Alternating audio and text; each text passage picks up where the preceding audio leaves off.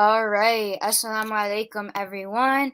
Thank you so much for joining Muhsen and Illinois Muslim Civic Coalition tonight for this very important panel about knowing our rights. We have two very great disability advocates with us today, so I'll introduce them. First, we have Sister Maaria. She is a mediator, civil rights attorney, legislative drafter, and has written over a dozen legislations impacting communities. Currently, she serves as the Director of Advocacy and Policy at the Illinois Muslim Civic Coalition, co-chairs the leadership on the Illinois Council of Women and Girls, where she was appointed to be the Governor Pritzker. Maaria is committed to help individuals for God to have a voice. When she was a student body president at University of Illinois at Chicago as an undergraduate, she was awarded the Chancellor's Award for a commitment to students with disabilities for her impactful work on campus. She holds advocacy and finding solutions as her obligation. So thank you, Sister Maaria, for joining us. We also have Brother Fahad Amjad. He is currently residing with his family in Jacksonville, Florida. He has been legally blind since birth. He is a student and a self-advocate, supports many families with special needs, and helps spread the Muhsen message by speaking. His message to everyone is it's not easy navigating the world with a disability, but never give up. God has given you this test of having a disability, and God knows how you can handle it. We're so excited to hear from our panelists today on the importance of our as a disability community, especially as Muslims. And we'd really like to thank you all for joining us today. So panelists, take it away. Assalamu alaikum warahmatullahi wabarakatuh. So, just like what Sister Farial said, today we're talking about knowing our rights because of knowing your rights, especially for individuals who have disabilities. 31 years ago, the Americans with Disabilities Act was passed. It was a step in the right direction. However, 31 years later, we still have the issue of disability discrimination.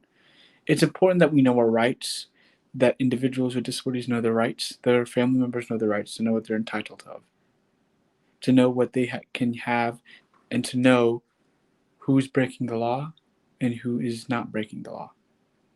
It's a very complicated issue, and today I look forward to discussing this all with you. And I'll let Sister Marianne, who is an attorney, has more experience than me, take it away. Assalamu alaikum. Thank you so much, Fahad. If at any time you can't hear me, please let me know. But it is an honor for me to be able to participate today. I'm just so humbled and inspired by the commitment and the obligation and the mission of Muhsen and of the co-panelists, Fahad, today to give your time and expertise on this subject.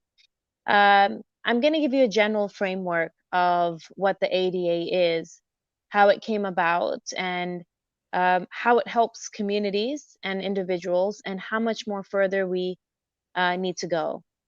So the ADA, the American Disabilities Act, was passed in 1990. The original version was in 1988. So we're actually marking like you're correct, around the 31-year anniversary. And it came about as a addition to, much like the structure of the Civil Rights Act of 1964. The process of identifying communities within the United States that needs advocacy, that needs protection from discrimination, is a long process in our history. Every time the act came about, it was monumental and historic, but of course, as a society, it was overdue, right? So in 1964, when we had the legislation for the Civil Rights Act, it automatically allowed individuals to vote of different races to have civil rights, which we would think as humanity is not something anybody should have to fight for, but that was the case. Unfortunately, individuals with disabilities were not included in the Civil Rights Act. And so with advocacy and with education, and there's actually a National Disability Council that was created in the president's office at that time, actually created the advocacy mechanism to create the vehicle for a legislation. I always say that you can have advocacy and you can have education, but if you don't put something in the books, lives don't change, circumstances don't change. And that is really how we have to view the ADA, that it actually changed the status of individuals with disabilities to put them in a protected class according to the Constitution, and basically identified that they cannot be discriminated in employment, in housing, in places of public accommodation. Public accommodation is anything that's open to the public. So the things that we take for granted now, such as a push sign so a door can open up for a wheelchair, a ramp, right? So it's accessible. Those things were considered not even necessary or recognized by us as a society, as a country, until so late in the game in 1990. And so I find it inspiring that we do have a legislation, but what I more am committed to learning about in my work and continuing to advocate for is how much more can we do and how much more can we educate people about their rights. And I think one thing that's very critical to understand is that so much of the burden on change, unfortunately, advocacy falls on the communities that are suffering the most because nobody really cares, right? Unless it affects you. I heard a quote that was so powerful from one of our staff members at the coalition, and I don't know if she wants us to share her name, so I won't share it. But she was talking about significant needs for the disability community, for the community, the individuals with disabilities, and she was saying we have to look at everything that we're involved in as something that we're not suffering from yet, right? So she said that we have to work around circumstances and say we have to create things that are accessible because they don't affect us yet. But anybody can have a disability at any time. And that's how we have to approach everything. And in addition to that, anybody that's born with a disability is equal, right? As a society, we have to judge ourselves based on how much we are protecting, encouraging, and providing equity for people that are different in all forms. That includes race, religion, ethnicity, sexual orientation, age, even, and in disability. In my experience, there's such an intersection also of these types of discrimination cases. So you have individuals that are not only having disabilities, but they also may be a suspect class on race, on religion. So there are layers of it, right? And so we have to recognize that some communities don't have resources that others do. Some communities are not educated also about their advocacy rights. One thing specifically about the Muslim community is that it's so foundationally important for us as Muslims to understand that it's so core and critical to our faith. And I commend Mohsen for recognizing that and advocating in those terms, that this is something central to our faith. For us, there shouldn't be years and years of advocacy to get legislation. This should be a priority in our mind to have inclusivity in these aspects. So that is kind of my framework on the significance of the ADA and how individuals can advocate for themselves. We can go more into detail on that, but I would like to now send the mic over to my co-panelist to speak about his experiences as well. Thank you for Marianne for speaking. So as Marianne was talking about, is given a brief history of the ADA. The ADA was a step in the right direction. It was putting people with disabilities in a protective class. However, if you look at the current issues now, we still face these issues of discrimination, abuse, and neglect. And of course, the world is not perfect, but 31 years after the Americans with Disabilities Act, we're still facing these issues time and time again. And I say this from personal experience, from dealing with this myself, with seeing other people who I've witnessed done it. I'm based in Florida, and seeing my Floridians who have disabilities struggle for basic necessities that they need and to fight for it. It just shows the key issue that people with disabilities and individuals with special needs are still being underrepresented, still are an underserved community who are still facing the issues of discrimination, abuse, and neglect. On top of that, it's always important that you know your rights because sometimes when you're in an underrepresented community, you take from what you hear and you automatically might assume this might be true or not. It's important that you become your own advocate. And why you should be your own advocate is because nobody is going to understand you better than yourself. It's important to be your own advocate and be educated.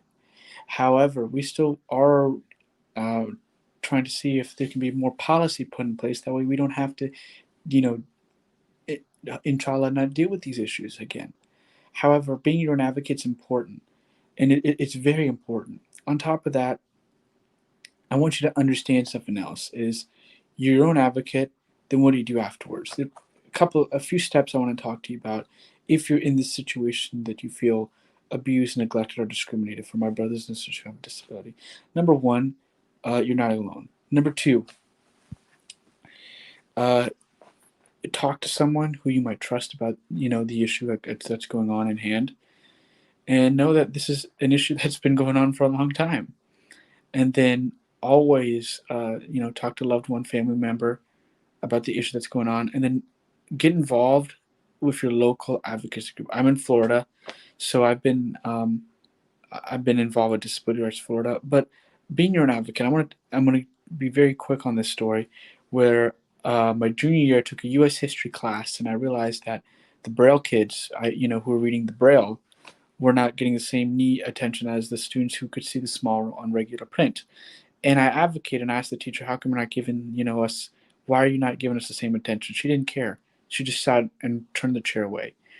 I remember that day I went to our assistant principal and I said, hey, she's not understanding, our needs. She's, in my opinion, bluntly discriminating us because we read Braille and she's only helping deliberately the print kids. And I talked to the principal, to the assistant principal, then the principal, and then I went to the president of the school and I said, listen, you need to terminate her.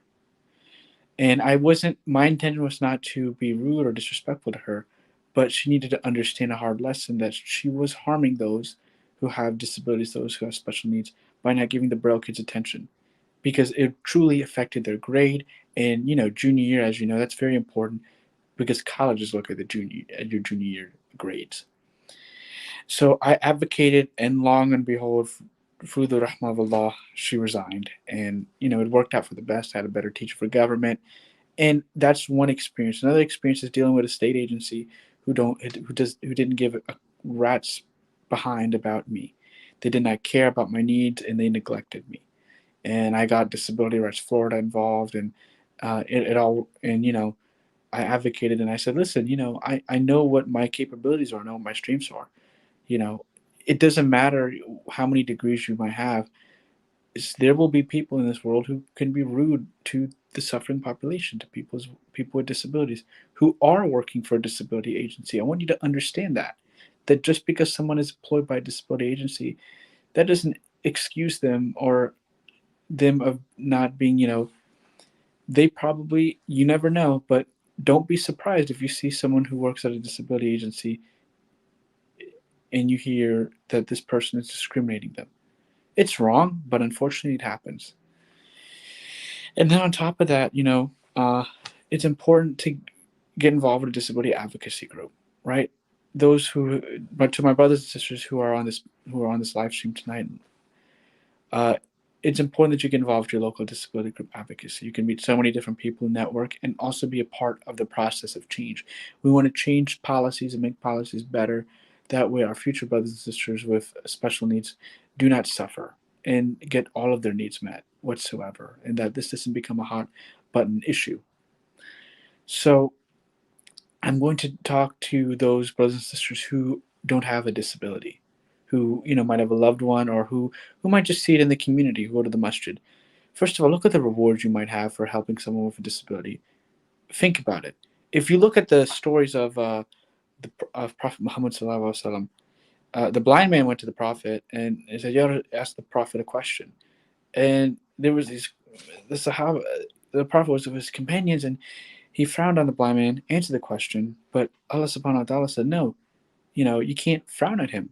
You don't know if he's as spiritual as those other companions you were with. How would you know? And then the Prophet sallallahu alaihi wasallam felt bad, and he didn't frown at the blind man whatsoever. The blind man didn't see it, but Allah subhanahu wa ta'ala saw it. Just if Allah subhanahu wa ta'ala knows and sees everything, if you help a brother or sister with, who has special needs, who has a disability, out, just the rewards in itself is high and it's amazing. On top of that, if you are helping a brother and sister advocate for their rights, your reward, I pray and hope that you get the highest level of Jannah for those. The rewards are absolutely high and amazing. Absolutely high. Absolutely high.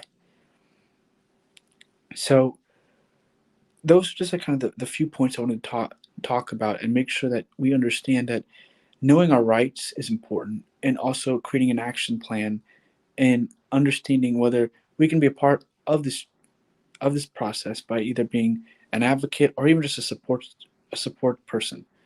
Because like Mahan said, it's a hot button issue. It's been going on for years, and we want this issue to not happen ever again. We want it to be, not as bad as what it is before, and it's getting better. But progression is, making one thing better and better and better. So that's kind of what I have always seen. And as Martin Luther King, he had a quote that says, "I had a dream." Well, I have a dream. Fahad Amjad has a dream that people with disabilities don't face the issues of discrimination, abuse, bullying, and neglection. Thank you so much, Fahad. I mean, I think your your story and your experience and your choice to advocate is so compelling. And I just want to take a moment to like recognize and thank you, um, just in gratitude, to what you are providing um, to your community as a whole. And I mean your community, meaning the Muslim community and everybody else that you interact with, actually. Um, and I also want to say a couple of things because I think responding to what you have shared is so necessary, because I think many people probably feel this way when they heard your story. The fact that you went to the teacher and advocated for yourself, and then you went to the supervisor, and then you even asked for the termination. Let me tell you something. That internal courage is so profound and so rare. Actually, we think that change just happens because movements happen and tons of people come and do something, and everyone makes noise, but people forget that movements are made up of people, individuals, and courageous people and powerful people that serve as the foundations for these movements. And it's always, an incredible personality that just takes it upon themselves to be the advocate. I also want to state, as a parent, um, I'm thinking about your parents, and I'm thinking about the conversations they had with you as far as advocating and becoming an advocate for yourself and an advocate for the community, and being relentless and courageous, and having so much pride despite, as you have said, so much bullying and neglect and abuse exists. um, just like the Civil Rights Act, when legislations are passed, it doesn't mean that abuse is over. It just recognizes that an abuse exists, right? So I just want to ask you, what conversations did you have in your youth? What kind of messages were given to you by people who love you for you to be able to advocate the way that you do? Well, the message that I had that my parent, well, number one, I would say the message has always been, uh, obviously understand who you are. Number two is understand that, you're not alone. And then the third point that conversations I had with my parents is, do it in a way that people want to listen to you. And I would also read the way how they were talking about, advocating. And for reading the way how, not even just listening, but reading their facial and body expressions, it has shaped me to kind of just been that person, because I wish someone was like that for me. And now I'm going to be that person for somebody else. And how has if I may ask you, because other people are, listening to this, um, how has the advocacy been received by your peers who also have disabilities? Do they become believers? Are you uplifting them at the same time? Because not everybody is lucky enough to have the support system that you have had. You're right. And what I have done is I've offered to create this support system, and my peers have been nothing but supportive, and actually have told me that because of my advocacy work, I've changed their life in a very positive way. And I do this work because I want to change people's lives in a positive manner. And the alliance, this is something that we do at the Illinois Muslim Civic Coalition as well when we do our legislative work, is that we create alliances and we create coalitions. Um, and I'm curious to know, in your advocacy, who were the natural allies, organizations or individuals for you? Meaning Individuals that said, "Yeah, I agree with you. I'm gonna sign your petition," or "I'll it, go it in with was you a, at it a was a meeting." so it wasn't a lot of people, but it was a few people, a couple of my teachers who really understood the way how I learned. Mhm. And I remember one of my resource teachers, she really, told me senior year, I was talking about, different careers I want to do. And she said, Fahad, you should become an advocate. Like, I just really am inspired of what you've done.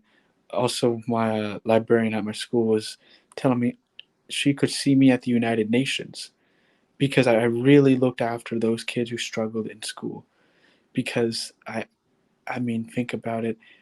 I wish I had someone who would have looked after me, and now I do that, and I look after them. And I think it's just a circle of life that we're all, in a way, natural servants in our own way, and we have to, put out love and empathy in order to, you know, understand the issues and starting to create this change. It's not easy. You're gonna have to fight hard, and you're gonna have to deal with constantly rejection. You might have an agency that might speak to you, and you'll be like, okay, they might advocate, they might help me out, but expect them to be expect don't be expected to for them to automatically say yes.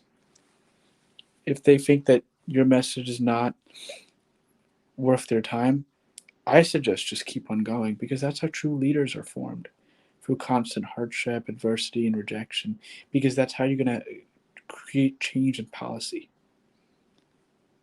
So I appreciate you kind of breaking it down real for policy change, because that's the reality of it, is that you can, I heard earlier today, you can plant the seed, and maybe you'll never see your policy change come to fruition, right? But your job is only to at least plant the seed, or you could play the role of the advocate and actually get it done and cross the line, or you could do all three.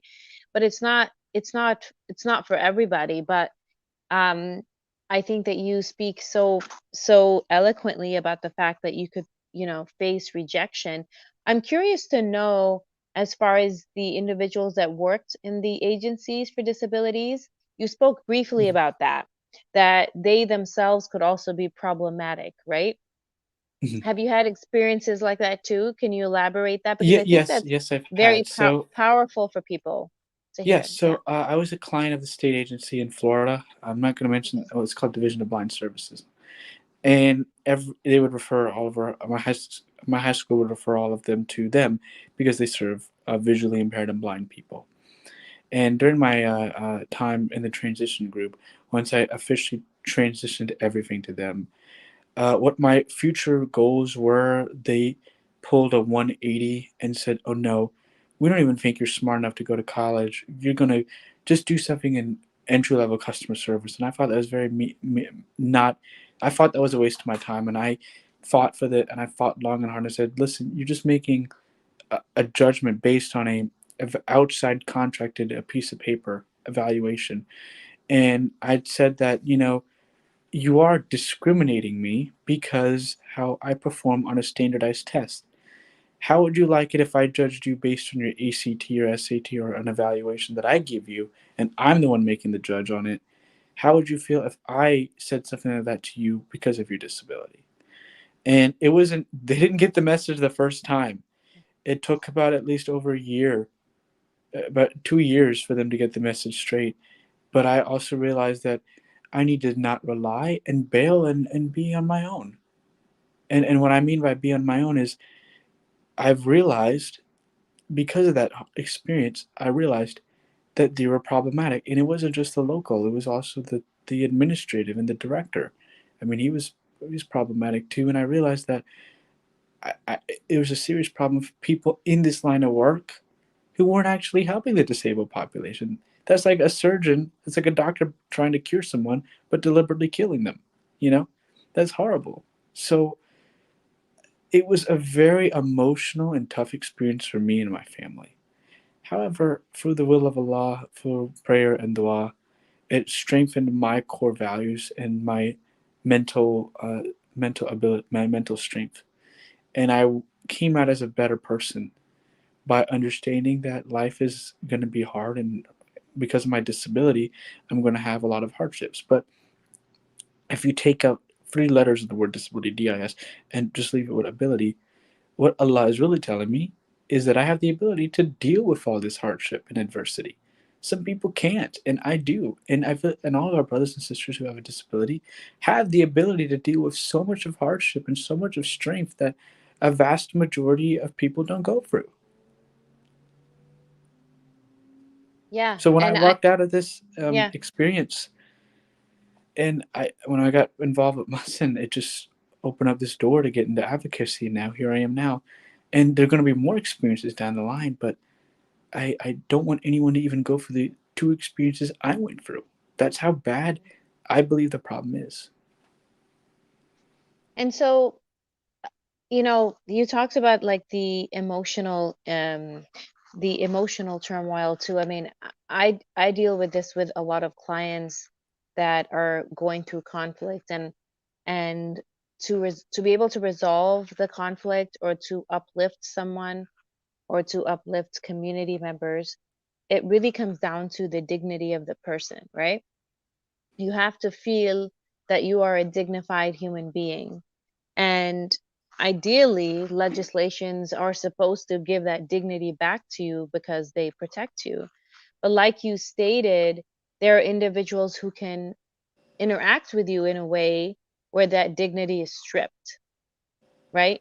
And so I guess my question is specifically, outside of the legal protections, outside of, the legislation advocating for communities, on a daily basis, what do you tell yourself, navigating spaces where you feel like your dignity is looked upon as not as significant as somebody else's?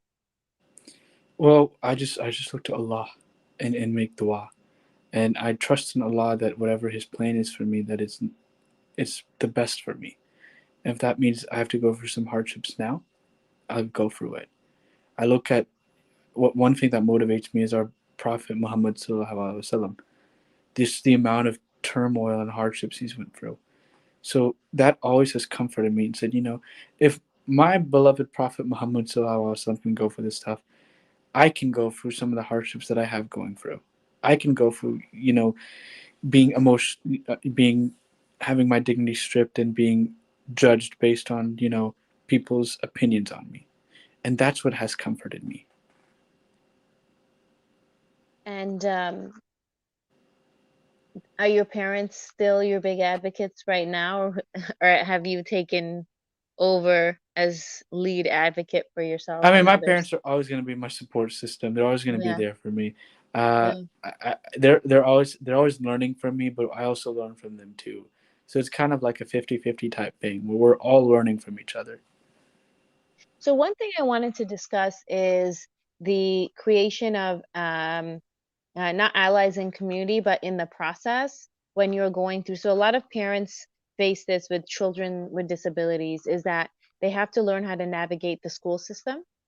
And so I'm curious to know what role your parents played, and how that navigation process started early.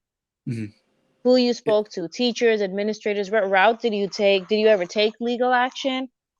So when I was in the K-12 system, I didn't. Fortunately, I was blessed that I went to a school for the deaf and blind, Okay, okay. and through that, I learned a lot.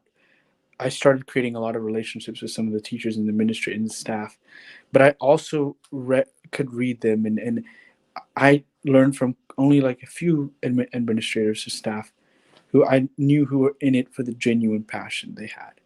And those were the ones who I would trust and ask them about, different things about the IEP, my accommodations. And on top of that, my mother's a psychiatrist, so I've been blessed that, she knows kind of she knows what's going on too. She's a physician. She's bright, and she's also dealt with individuals with disabilities. So it was more so of learning from, and also self education. I would Google what is an IEP? Oh, it's an individualized plan, individualized educational plan. Or I will also definitely self educate myself while asking questions about what's out there to my teachers, to the staff at the school, and to my parents. But a lot of it I learned from my parents and self education.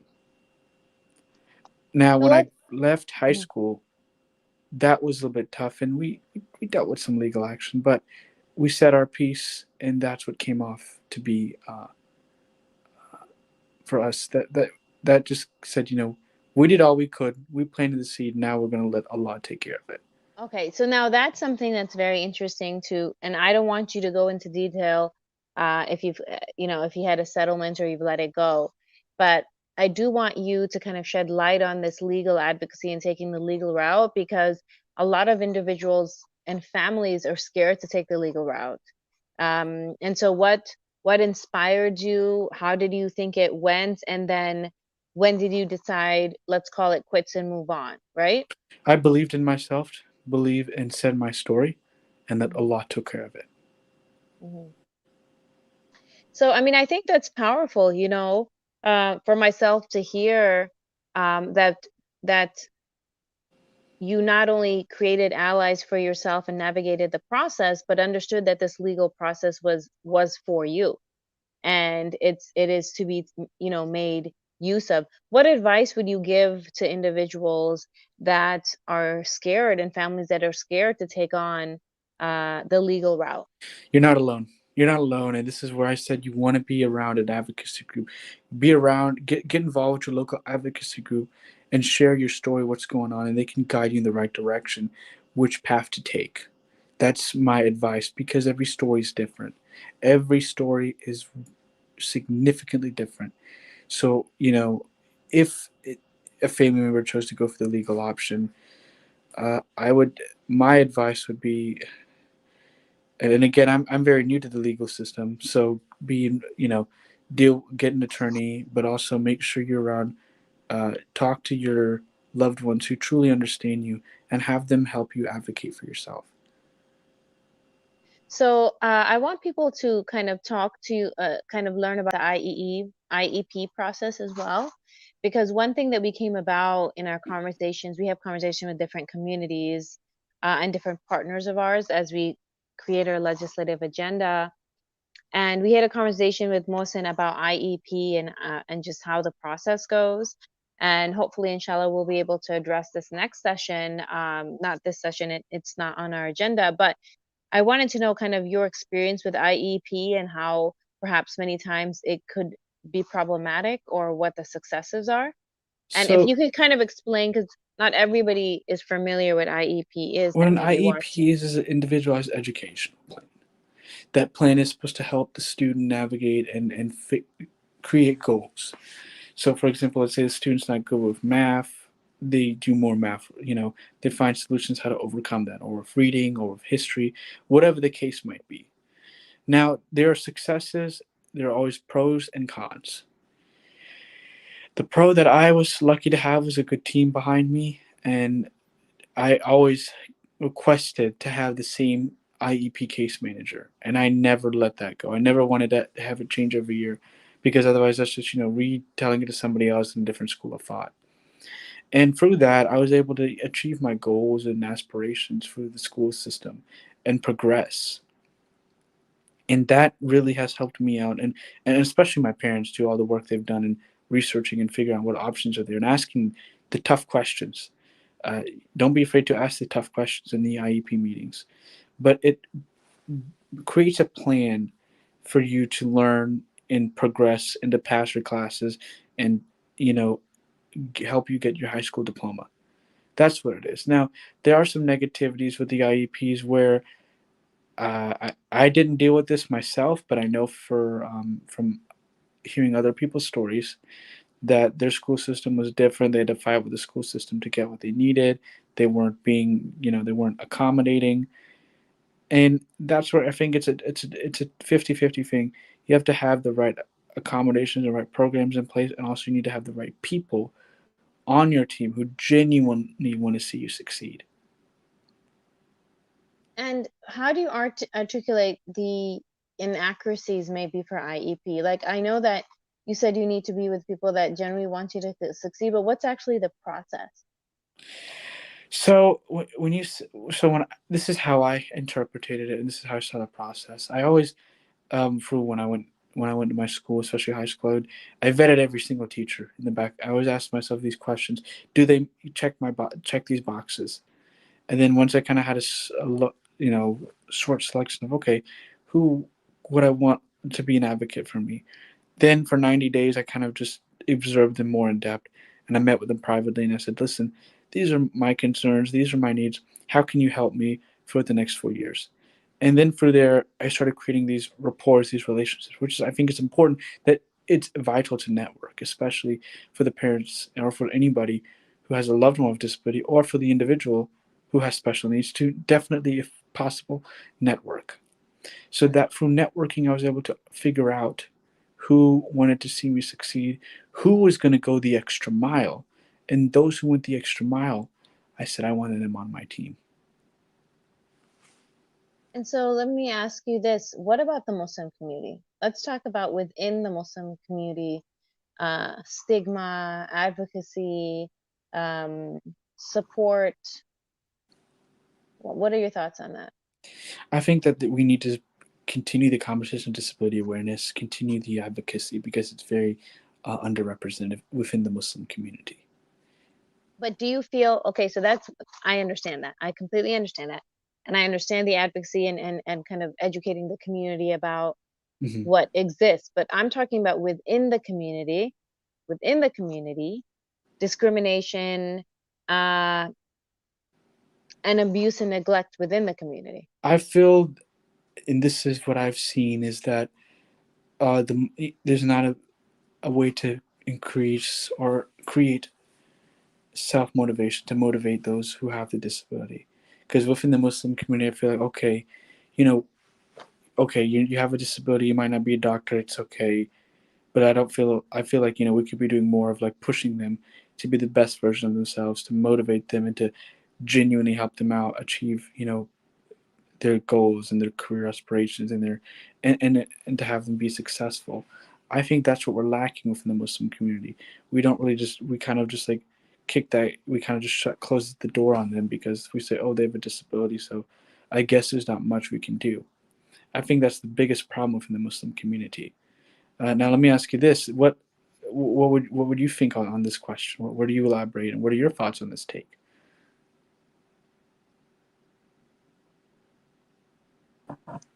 Brother, she is not on screen. Let me see. She might have been kicked out. It looks like she lost connection. But Fahad, if you want to say, oh, there she is. If you guys want to say a few closing remarks, then inshallah we'll wrap up. But it looks like Maria's back. Yeah, I'm back. I missed that last part, but yeah, no, we can wrap up. I think this was such a powerful discussion. I just want to thank you, Fahad, and I look forward to working with him. As an advocate and kind of learning from him and really educating the larger community, the Muslim community, but of course the larger community of all the changes that need to be made. And I just want to say to everyone that's listening that um, I always believe this, that as I'd stated, that the burden falls on so many times on the people that are really suffering the abuse and neglect. And it really shouldn't have to be that way. It should be our obligation as humanity and obligation as a community. And you may have role models in your life, and you may not, that have shown you that. I know my own mother is a special needs teacher for the last 35 years, and so I was blessed to see that up close. But not everybody is in that way, and there are parents who are also role models, and for people to look at role models with pride. I know there's a very powerful woman in the Muslim community Shireen Hafiz, who heads Deaf Kids Code, that basically advocates for individuals who are deaf to have a career in coding. But these are all our sheroes and our heroes and inspiration. And I think if you deliberately cross paths with them, that you should be inspired to know that you can't pass the buck either. So those are kind of the most important messages that I have gained from this conversation right now, and that I'd want to end with from my end is that we are not in a position to ever pass the buck when something crosses our path that could use our assistance. I think that's a great way to wrap things up. Thank you, Sister Maaria and Brother Fahad, for your Did you want me to time. say This something? is a great. Yeah, I Yeah, think Fahad wants to Yeah. have. if Yeah. you can So wrap it up, that'd be good. yeah. So the last thing I want to take off from this point to our audience is that number one, know that you're not alone when it comes to the issues of knowing discrimination, abuse, and neglect. But number two, the important thing of why we're discussing is knowing our rights. Why is it important to know our rights? I want you to take from this is to always be educated. Look up and see what is out there, what resources are out there, and I want you to take advantage of them because part of creating great change is always taking advantage of the resources. And we know the story, where the Prophet Muhammad Sallallahu Alaihi Wasallam was talking to this man, why aren't you not tying your camel? The man says, I trust in Allah. And Prophet says, tie your camel and then trust in Allah. It comes to the theory of my analogy that I think of it is, disability rights and, advocating. And we have to tie the camel and put in the work and also be educated on what's out there. And number three, if you have any questions or need any more additional advice, reach out to your local disability group advocacy, reach out to IL, Muslim Civic Co., and also definitely reach out to Muhsen. Because when you reach out and you ask these questions and you get more educated about what's out there, you can definitely learn more about these amazing individuals, learn about the rights, and if you have a loved one with disability, know what's out there so you don't get taken advantage of. Jazakallah, and thank you all for having me.